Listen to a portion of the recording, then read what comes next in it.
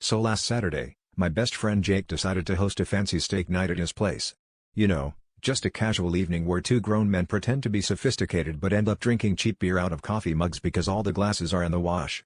Things started off normal enough. Jake was bragging about his new Himalayan salt, and I was pretending to understand the difference between marbling and mold.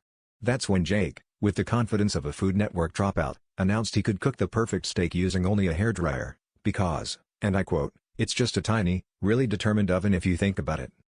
At this point, I was mildly intrigued and mostly concerned, but Jake was already elbow deep in his plan. He set up the steak on a baking rack, propped it up on a stack of textbooks, take that, culinary school, and whipped out his girlfriend's hairdryer like he was about to debut at Paris Fashion Week. The first hint that things were going sideways was the smell, a confusing blend of burning protein and lavender heat protectant spray. Jake kept shouting things like "I'm searing in the juices" and "sous vide this, Gordon Ramsay," while I opened Windows and Googled how to get steak smell out of curtains. 3 hours later, the steak looked less like a meal and more like a leather wallet that had survived a house fire.